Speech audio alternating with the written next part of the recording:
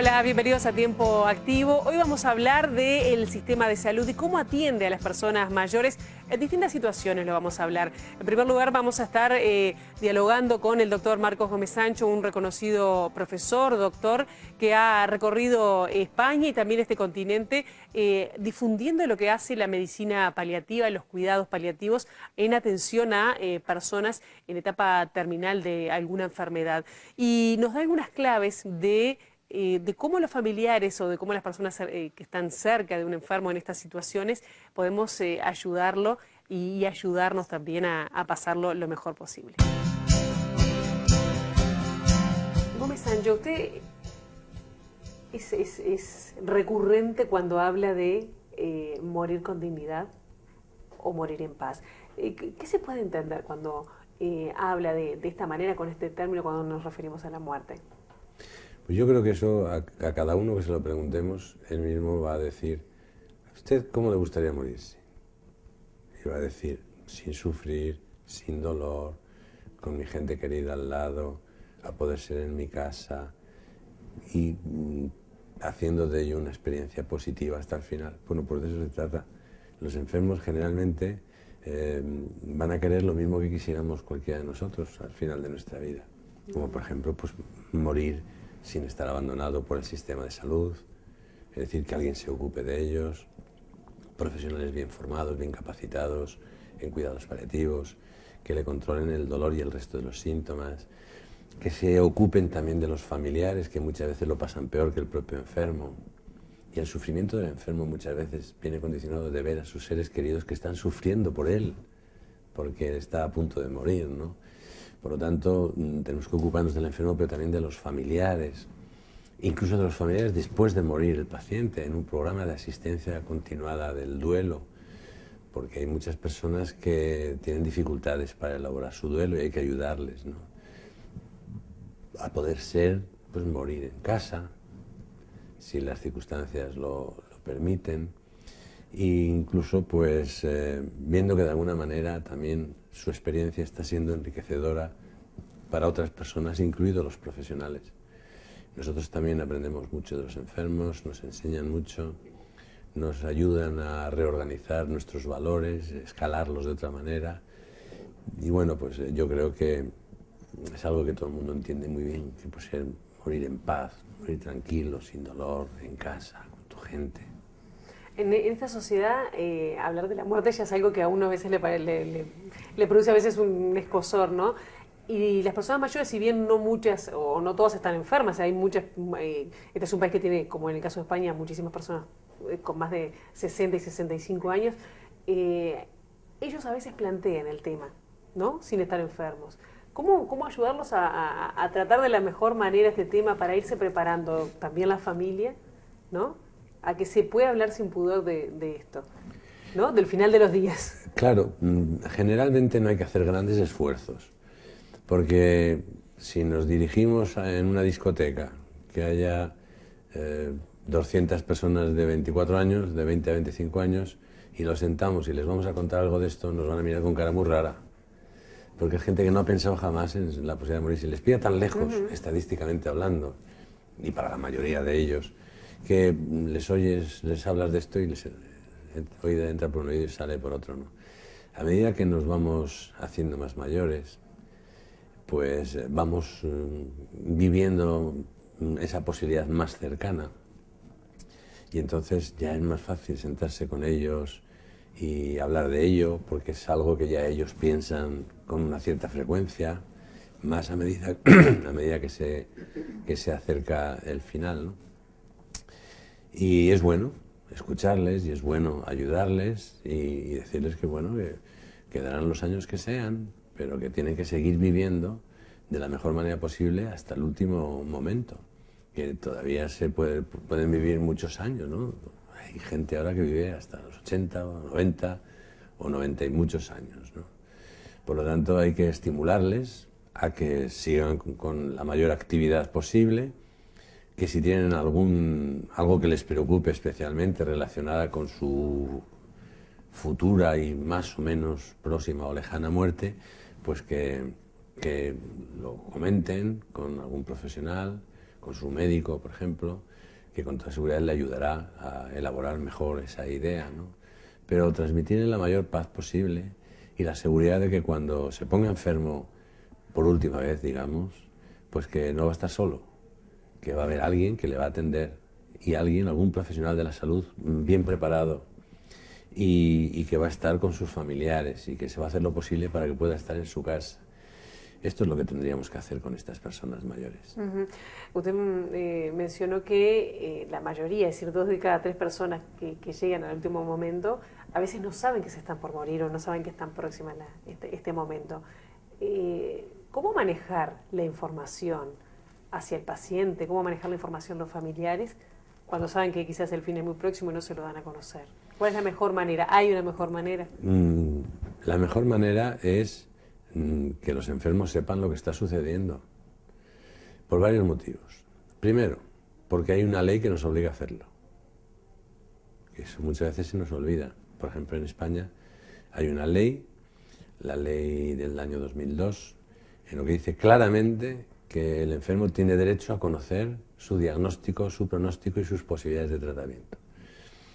Pero además de que hay una ley que nos obliga, es que además los códigos de deontología profesional nos obligan a no mentir a los enfermos.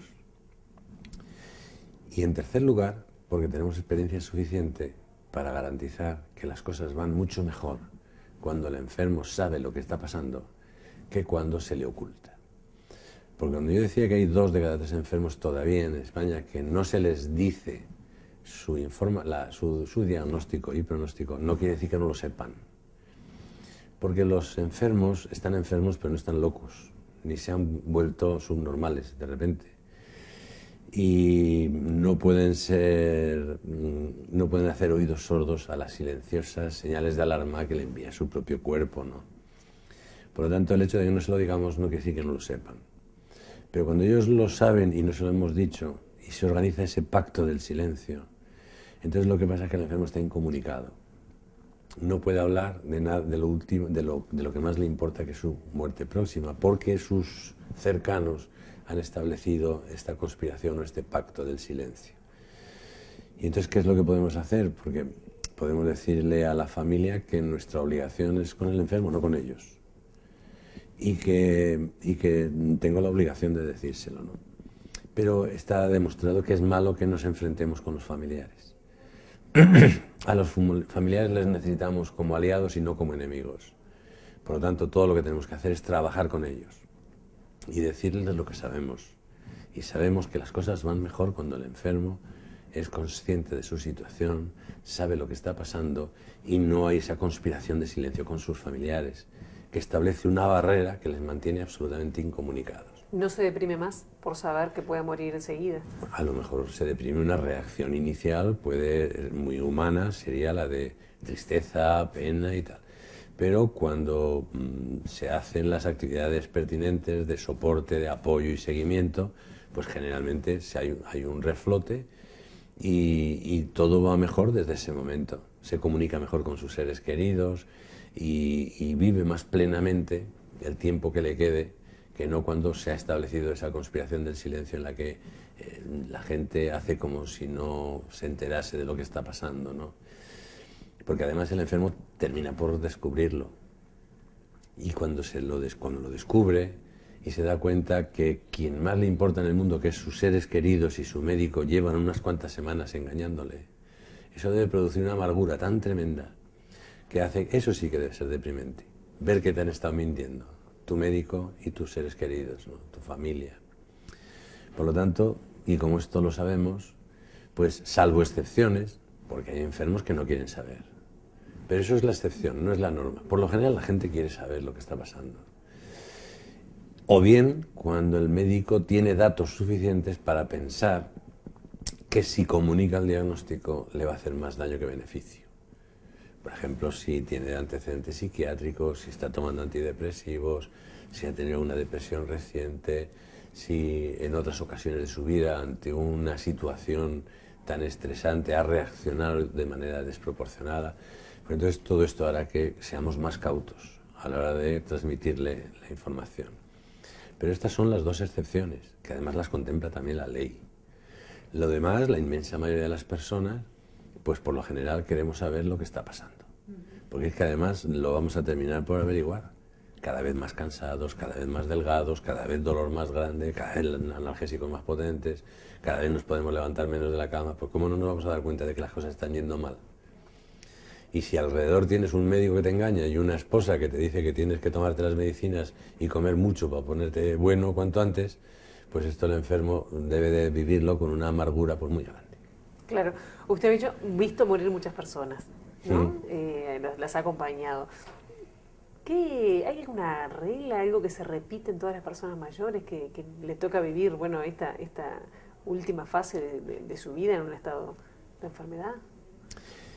¿Le piden algo, hacen algo? No, yo les diría que, en primer lugar, nadie tiene edad suficiente para morirse. Esto que los mayores, bueno, pues no hay nadie que no piense que todavía puede cumplir un año más. Tenga los años que tenga, no hay ni uno que no piense que todavía puede cumplir un año más, ¿no? Por lo tanto, es una leyenda eso de que los viejitos se mueren, ¿no? Pero sí que es verdad que es menos traumático. Para él y para los familiares y para los profesionales. Una persona que ha vivido su vida, que ha cerrado los círculos, que tiene los hijos criados y en marcha, que se jubiló de su trabajo, que lleva unos años jubilado con la pensión, haciendo sus actividades, es decir, que ha vivido su vida. Es mucho más probable que lo acepte serenamente que una chica de 27 años separada y que tiene un hijo de 2 años. La situación es radicalmente distinta, ¿no?